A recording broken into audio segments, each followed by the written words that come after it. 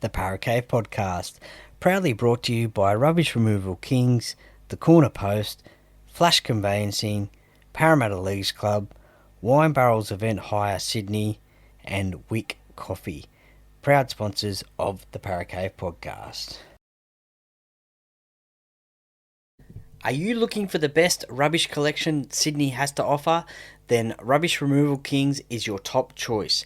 They specialise in household rubbish removal, office rubbish removal, and all types of waste removal or junk removal. Comprehensive services cover all areas of Greater Sydney, including Wollongong in the south, Penrith in the west, the entire Sydney metropolitan area, the CBD, North Sydney, and the Northern Beaches. Choose Rubbish Removal Kings for a rubbish removal near you. Get in touch with them today on 0411 867 719 or contact them through their website www.rubbishremovalkings.com.au. Proud sponsors of the Parramatta podcast. Let's go! Welcome back to another show. Hi, how are ya? It's a Parramatta podcast coming at ya. Turn it up, feel the vibe, blue and gold. Step inside the cave. Yeah. Easy try in the corner. Here's your host, Troy Water. Coming to you live from the world famous Parramatta.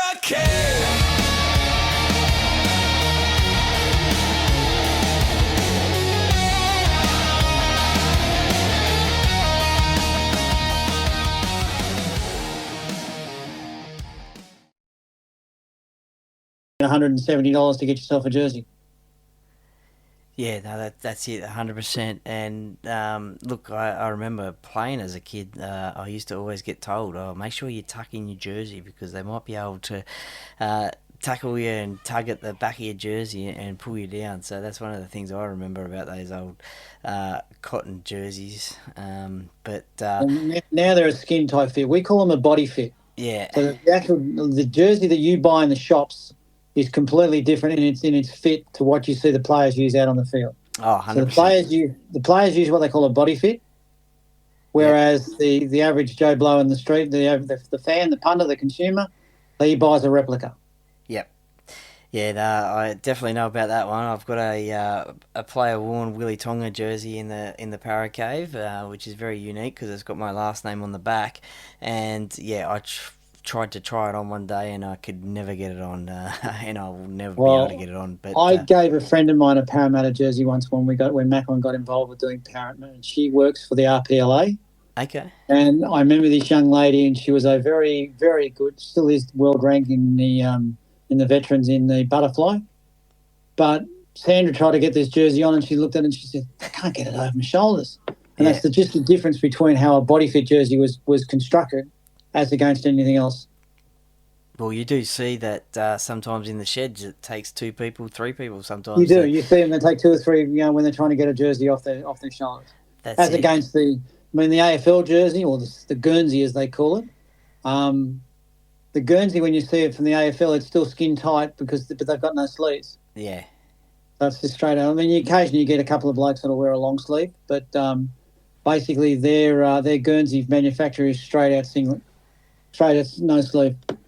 Why do you think we don't see many long sleeve jerseys in rugby league these days? I mean, I think Chase Blair a few years ago he was rocking one, but is it just not adequate to wear one these days?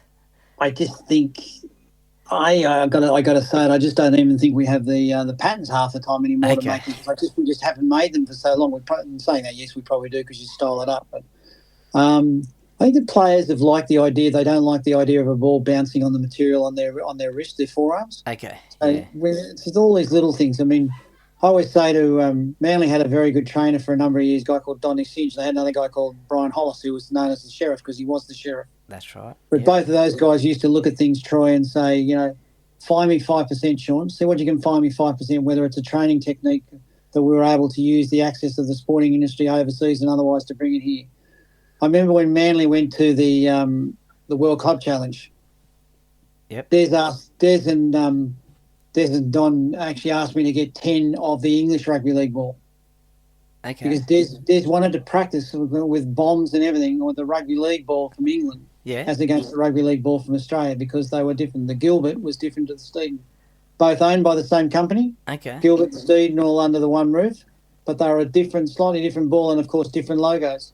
And for Des, he's such an anal person, lovely man, but such an anal person. He would look at the difference in what the ball would move in the air and how it may affect his players and what the player needed to be looking for as the ball came towards him. Yeah, wow. Just that difference because you had an English team that were playing with their ball week in, week out. Yep. You had an Australian team playing a one-off game that were only going to see that ball potentially for the first time otherwise. Maybe that's the reason why Australian teams don't really win that often over in England. They don't do the 1%ers. The little 5% things. Yeah. The little 1%ers, the little 5%ers that we take for granted when we go over there thinking, yeah, we'll just do it. And I mean, for years you used to go over there thinking it was like a retirement fund was going to play in the English Super League. Yeah. But when you think about the fact that the amount of players that have come the other way, the Schofields, the Ellery Hanleys, for West Tigers and these sort of people, and the players that Manly have had, when you think of the quality of the Englishmen coming over, it's not a holiday. No, that's it. Well, you mentioned the price of jerseys just before.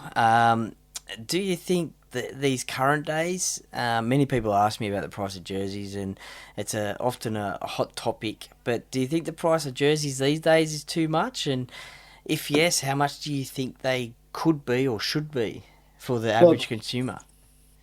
Look, you think of the things like your $129.99. I mean, I look backwards always when I go to a trade show overseas. I always look at the retail, what price somebody's going to give it to me, and I look at it and I think, right, I've got to do this, I've got to do that to multiply.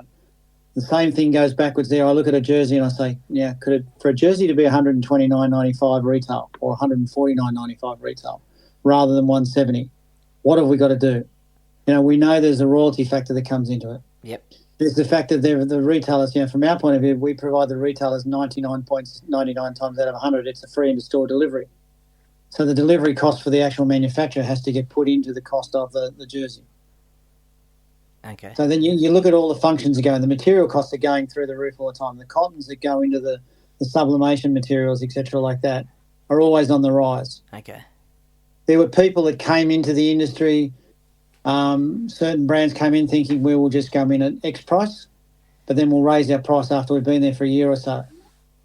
So we've gone the other way. I've tried to get ours to come down and keep it under the 100 mark at the wholesale mark. Okay. But it's a hard thing. As I was saying to you before, the country retailer, and now you've had Rebel, for argument's sake, go into a lot of country areas, making it even that little bit harder. But the average mum and dad, you got to say a Gary Bridge that owns Sports Power up at Taree, Yep. he's going to make more money out of putting 5 pairs of Nikes in the same wall space that he does putting one jersey. Okay, yeah, wow. So he's going to look at that and say, how many jerseys can I really put up there because I've got to save my space? Yeah, that's it. And if he did, it'd have to be a wise decision as to which clubs to put up there because... Well, Peter Wins. You do Peter Wins. You're trying to find room. How many jerseys has Pete got on that downstairs level? Yeah. They're obvious. They would, and they're going to get to the stage where you're looking at it saying he'd love another shop, but you've got to find that it's got to be in that magic area. It's got to be between Parramatta Railway Station and the ground. Yep. Because on game day, that is what happens. Is it's traffic straight up and down there, whether they're on the light rail or otherwise. It's traffic straight up and down that causeway. Yeah, 100%. I know that I travel that way when I catch the train to a game. I'm straight down past Peter Wins and down Church Street Mall and then on the way. Well, you look at the popularity of your club. Parramatta makes the grand final. There will be a queue 500 metres long outside the front of Peter Wins before it opens the day after they make the grand final. Yeah, definitely. We saw that in 2022. In 2022, there were a couple of islanders that, affectionately, not a bad. They didn't get their delivery. So they actually came to the store on a Thursday night when Mark and Peter were out the back, and they basically lifted the front door off the door Wow. hinge. And Yeah. they said, no, we're not trying to break in. We're not trying to rob you. We just want our delivery. We just want to be able to wear our gear on the weekend. And they helped them put the door back on the hinge. Great story, great story. Well, for me, being a Eels jersey collector, can you let the fans know about the process that takes place in terms of, from start to finish of a jersey release? Because I could assume that there's a lot involved in a jersey being released throughout the season. Well, the thing is, what you can do is the home jersey, you've got to use it for 2 years in a row. So you have a home jersey design, you must use that design for 2 years before you can change it. Yep. Whereas the away jersey, you can actually change it every year if you want it. Okay. So that gives you an idea of what you're doing. And 9 times out of 10, your home jersey reverses into your away jersey. Yep. A little bit different this year. I mean, there's been a huge surge, because it has been, popularity for the away jersey this year with Parramatta. Okay. A lot of retailers have been asking, mate, we undercooked our ordering for the away jersey. Is there any, particularly the shorts for some reason, Troy? I mean, we got cleaned over 100 pairs of shorts that were sort of just had to happen. They were all gone within the week the other day. It was like, what's going on here? I cannot figure out what was going on. But, when you look at the jersey, you make a design. So you come up with a concept. And that could also feature in things like your special events jersey, like your Anzac Day jersey, your multicultural jersey, or your Indigenous jersey. Indigenous are great because you're normally working with, 99 times out of 100, you're working with a Indigenous person who's connected to the club. Yep. They come up with the design. They come up with the concept. So they put the design together. All we do is maybe add some finishing touches. We come back to the club, then gets approval, goes to the NRL for approval.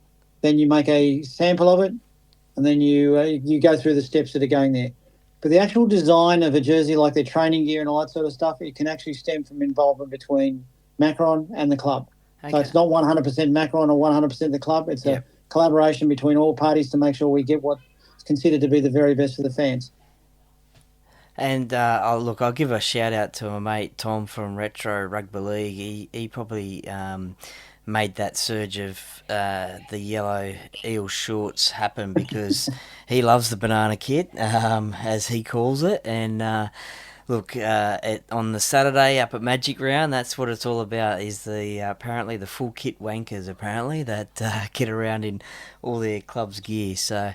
But this year it's going to be a little bit different for Para fans because they're the home side this year, so they won't be wearing the banana outfit, to be honest. But I love the gold outfit. I reckon it's really the gold outfit. The gold outfit's been good. It's been very strong. I mean, you had your white outfit. See, white outfit went, but I think the thing with the white outfit is you only want to do the white outfit for a year, maximum 2 years in a row, using the white base. I mean, blue is your historic. Blue with your tinges of gold. That's your history. Yep.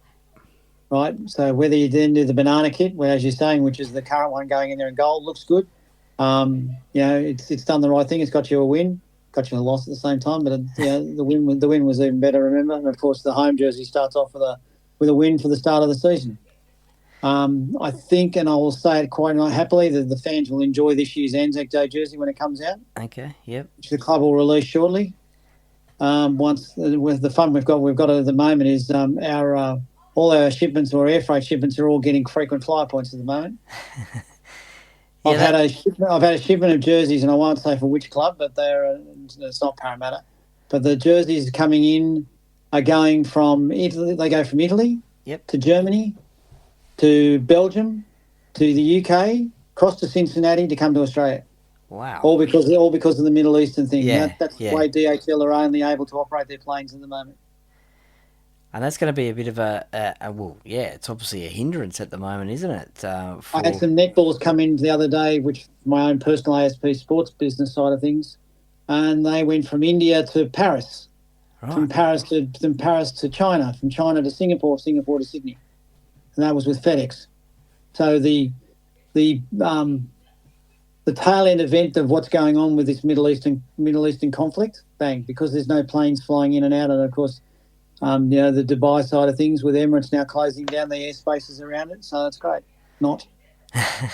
Yeah, no, well, I mean, I guess that gives a little bit of understanding for the fans out there as to how the things in the Middle East can impact their footy jerseys, that's for sure. But I was going to say it's impacting him, and just rest assured, us, like every other wholesaler out there at the moment and jersey partner, are all trying everything we can to get these things in. Yeah, no, that's it. That's it for sure. Well, speaking of jerseys, which Macron jerseys stand out for you, in your opinion, as been the best looking and the best selling? Look, you've obviously got to look at it and try and say this year's home jersey. Yep. Right, having the James Hardy back, I mean, I'm probably more the history sort of guy, so seeing it there, and that's the closest thing you probably got to your 86 sort of jersey with the way the current designs are going and all that sort of area.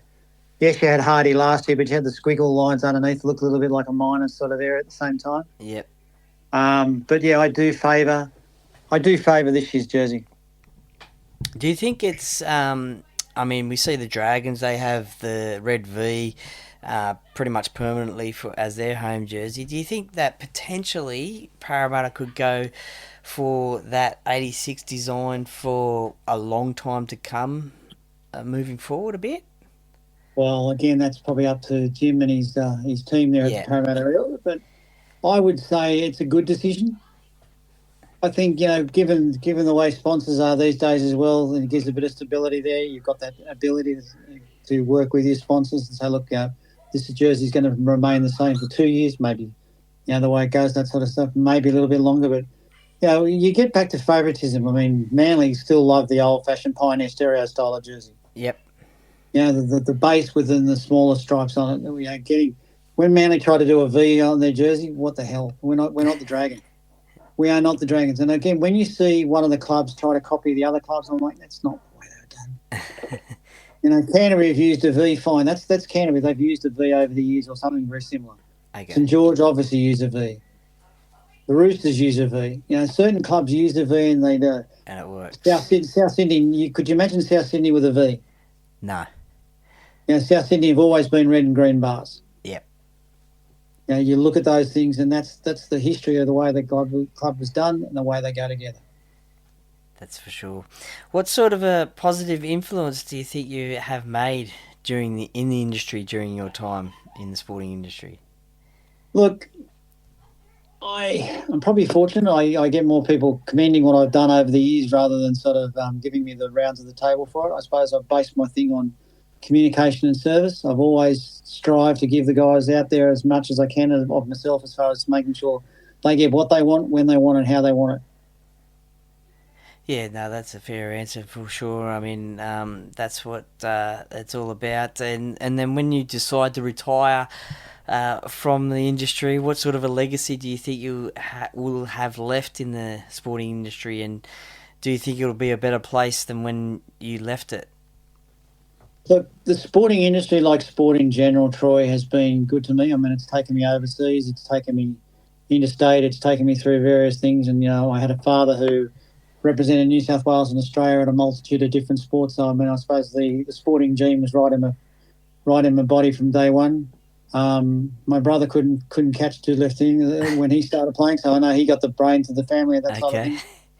But, the legacy's there. It's made someone that probably gave their all, love their teams. Loyalty, yes, tick that with a big tick. Honesty, yes, at the same time, tick that one with a big tick. And always there to communicate. Yeah, no, that's great. I mean, anyone who spends 50 years in an industry, that's an amazing feat, that's for sure. I mean, we've just seen recently, well, a couple of months now, Buzz Rothfield, he retired from his journalistic career after, I think it was 50 years as well. But anyone who could do 50 years in one field, that's absolutely amazing. Look, as I said, it's, to be able to do it, I mean, learn how to string a tennis racket when I was younger, learn how to fit orthotics into shoes, learn how to do certain things to cricket bats. I mean, you've got some very respected people in the cricket industry like Harry Solomons and Greg Tibbetts, guys that have been around for a number of years with both Greg Chappell Cricket Centre and King Joe Sports. You have tennis people that have been around for a number of years. There are a number of industry people out there that do a great job. It's just, unfortunately, we still, as an industry, we're still looked upon as, you can go in there and you can go in there short term and make a bit of money and get out of there quickly. you've got to be like most industries. You've got to be prepared to put in because it's going to go in slowly, but it'll come out down the track if you hang around long enough. Yeah, no, that's for sure. Is it Macron supply teams in different codes around the world and particularly in Macron Australia? supply. Well, if you look at cricket, we're West Indies cricket and South African cricket. If you look at rugby, of course, we've got the Rugby Union World Cup out here next year, which we're the event merchandise sponsor, as well as having 8 different countries coming out, held by Scotland, Wales, Italy, US, Wow. Canada, Germany, Georgia. They're all coming out. You've got women's volleyball. You've got, of course, football, or the soccer coach, shall we say, with the likes of Wrexham. Yep. Crystal Palace, who won the FA Cup last year. They're a team that's been there. Wow. Nottingham Forest was there for years. You've got Palk. You've got a number of international teams that are out there all the time. Let's find another couple of sports that I can give you that they go into. Of course, motor racing. We did the Lamborghini range. Okay. For the Super Tours, we do Yamaha in the MotoGP. So we're Macron do all the gear for that. We also do Ducati. Okay. Yeah. So there's this varying wide range of different sports and different leisure industries we go into. One quick question: what attracted, do you think, Macron to come into the rugby league market particularly with Parramatta back in the day? Well, it all happened around COVID. Okay. Yep. It also happened we had ISC, the then owners of ISC, and ISC basically was liquidated. New owners these days, but it was liquidated at the time. So you had a number of clubs that were really financially getting belted. I remember the rumour was the West Tigers, for argument's sake, were looking at a scenario where they were going to get paid in jerseys rather than cash because that was the only option that was available. Okay. I thought, yeah, okay, so you're going to walk up to this player and say, listen, I'll give you Benji Marshall in the day because he was playing. Yeah. Give you 1,000 jerseys, Benji. You sell those jerseys and you've made your money. Don't think that was quite going to work. No. And it happened around there because you had O'Neill's come out from Ireland. Okay. You had Castor, which is the English brand. Yep. You had Macron, of course, being the Italian brand. So these, what I call the foreign raiders, they all came out and they looked at the scenario and they said, right, well, we can do it. And the clubs were more than happy at the time because they knew the international side of what these guys all brought to the table and they were able to do things differently. And at the time of, as I said, what do we call it? COVID. Sorry, I had a mental blank from it. Yeah, all right. We all want to forget about that time anyway. Oh, look, COVID. Look, having been in the industry, in the toy side of things as well, and been over to Hong Kong many a time, and yeah, okay, you really think that's what happened over there in China? I've been into China and I know what really did happen, but yeah, don't say too much, otherwise they might come knocking on your door. And I'm still back in China and Hong Kong all the time anyway. So, but there was an opportunity that came out. O'Neill's found the opportunity with a couple. The Adelaide Crows they ended up with, and they ended up with Penrith Panthers. Then they've had a stint with Melbourne Storm after that. So, we've all had the Castor had the Roosters for a while. Now the Roosters have gone to Adidas. So, you've seen that Adidas and Canterbury, for argument. Canterbury pulled out of doing jerseys. They then come back into the West Tigers sort of scenario. Puma are now stepping out of doing jerseys, whereas they used to be in an Adidas route. So it's a constant evolving change that happens between the brands. I mean, you've still got your traditional old-fashioned ones, Classic, for argument's sake, ISC now linked with Under Armour. So you're seeing all these different things happening all the time. Yeah, no, it's ever evolving, definitely, that's for sure. We'll wrap things up with what I call the set of 6, the sort of personality sort of questions. Now, you mentioned a few sports during this conversation, during this podcast, but is there a favourite sport out of rugby league, or is rugby league the number one sport for yourself? Rugby league's still my favourite sport, closely followed by basketball. Nice. Who's your basketball team? Do you follow the NBA? Follow the NBA with the Boston Celtics, although I always keep an eye on Charlotte Hornets because of Josh Green playing there. I was fortunate enough to coach Josh's father at Hills District, so that opportunity was great. So, yeah, it's always nice to keep an eye and see how he's doing. And then, of course, you can't help but watch the Chicago Bulls at the moment, Josh Giddey, who is just lighting up the competition. Yeah, no, definitely for sure. Now, if you didn't go down the sporting industry path, what career do you think you would have went down? I always, as a kid, I wanted to be a meteorologist. Okay. I always one of those people when you look at them these days. I mean, the meteorologist gets it totally wrong, but they still get paid. So they're like a politician. It's a perfect job, isn't it? That's the perfect job. You get it wrong, still get paid. Not a problem. You can go into politics on that base. Yeah, no, I've always said that. It's a perfect job. And exactly what you said. If you get it wrong, it doesn't matter. You're back there the next day. That's it. What would be the one unique thing that people may not know about Sean Thomas? Sean Thomas had a 4-year contract with the Australian Young Opera Company. There you go. Okay.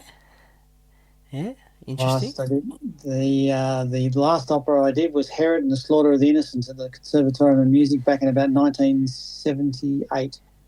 There you go. Right. It was all in Latin too. We had to learn this whole Wow. opera back to front in Latin.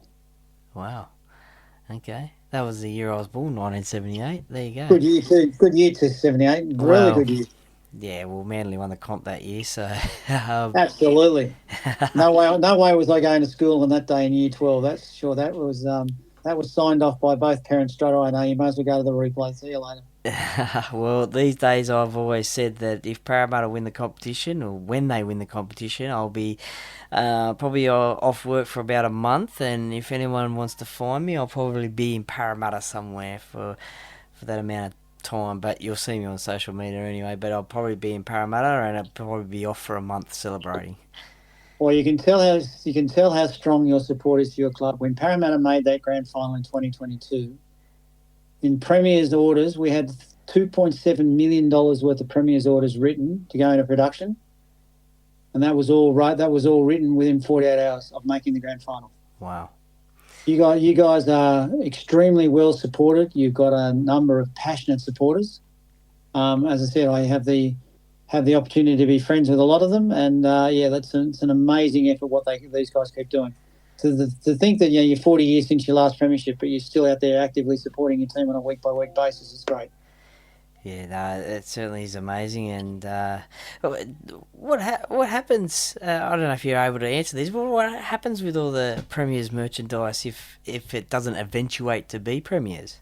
Well, what happens with it is you do the pre-orders, right? So it goes into production as soon as the grand final's finished.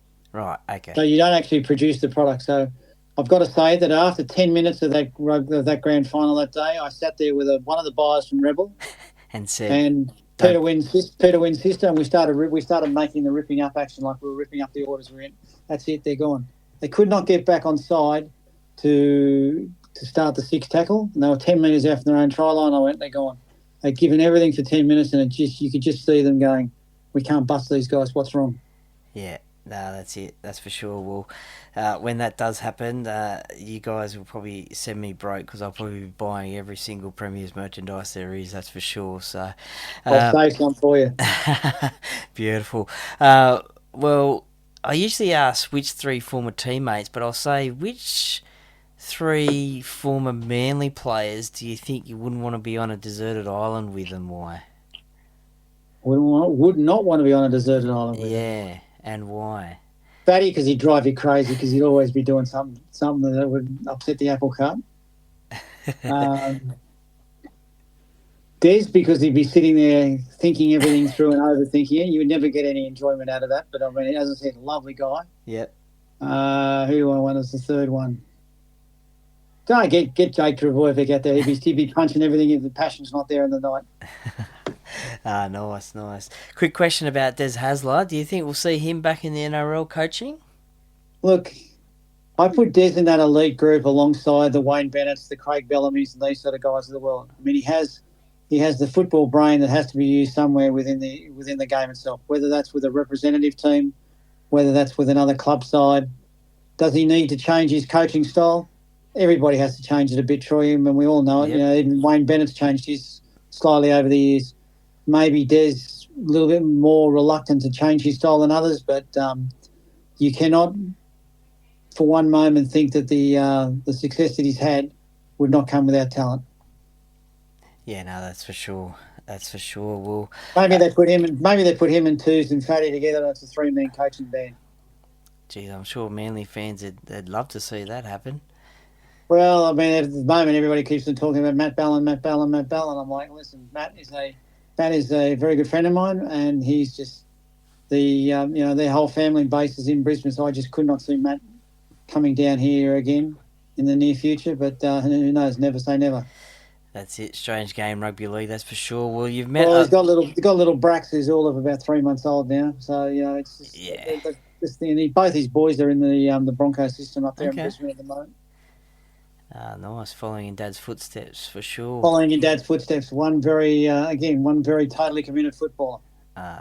It's always good to see the offspring following their parents' footsteps and seeing the names carry on in rugby league throughout the years, that's for sure. Well, I know throughout the years of you being in the sporting industry, you've met a lot of people. Well, you're hosting a dinner party. What is the one meal that you're cooking for them, and which 3 people that you haven't met, either dead or alive, would you like to invite? We had this discussion before, given when we were off air before. Larry Bird has to definitely be at the table. Yep. My all-star 5 of basketballers that I've met over the years is Magic, Jordan, Hakeem Olajuwon, Shaquille O'Neal, and Patrick Ewing. So that's my all-star 5. So I really do need Larry Bird to come in as the 6th man. Okay. Yep.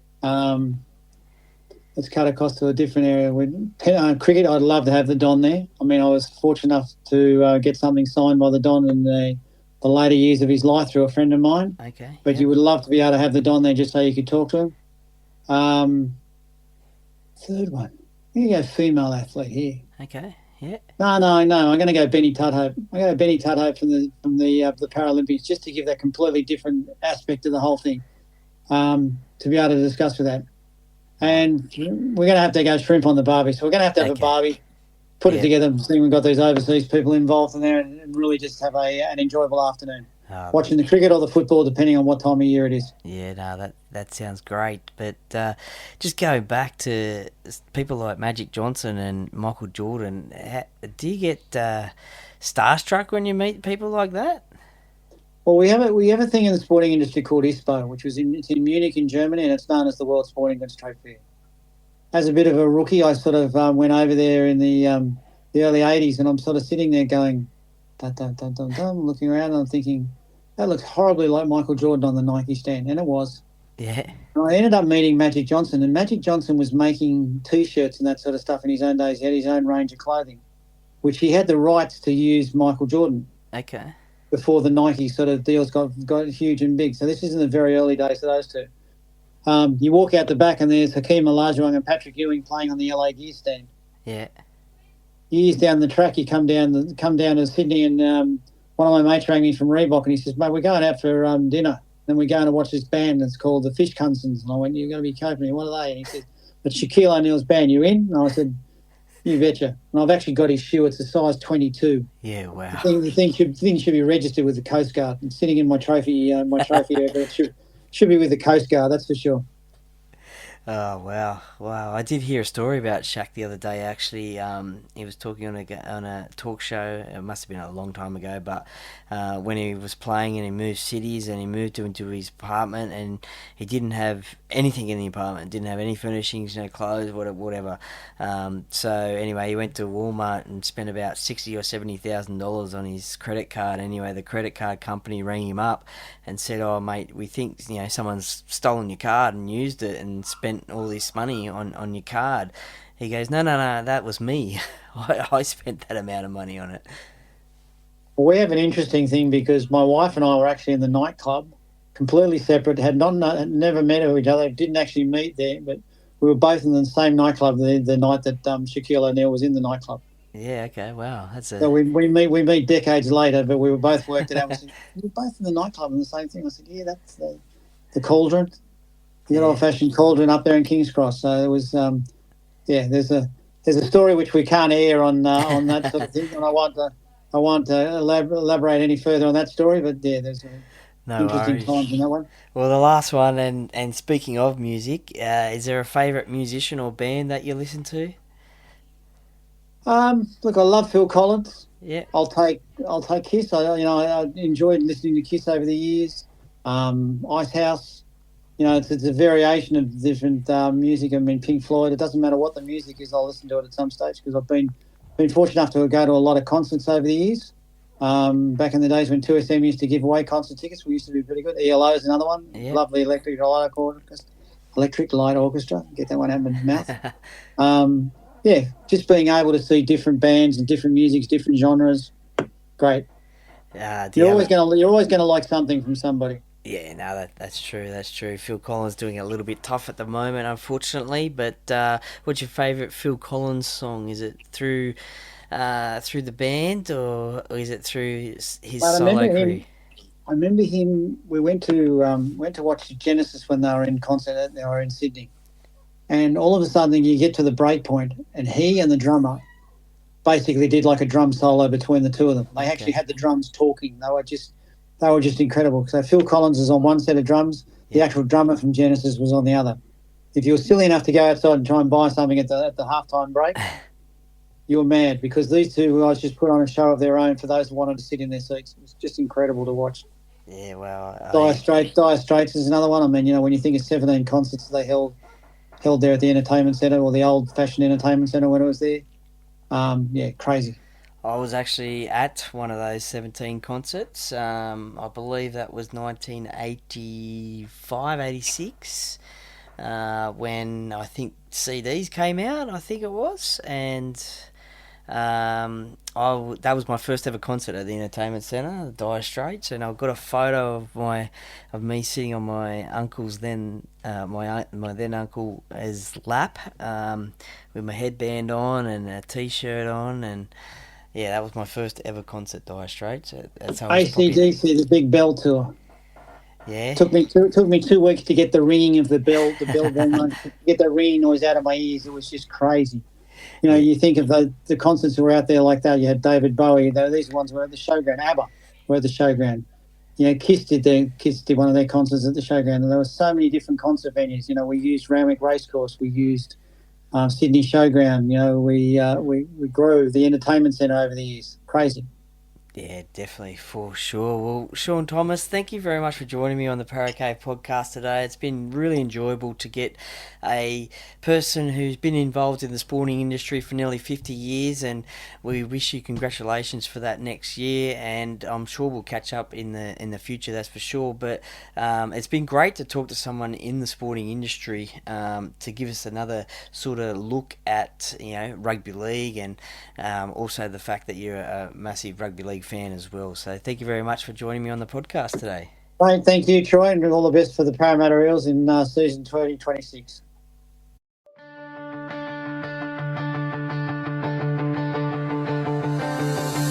Thanks for listening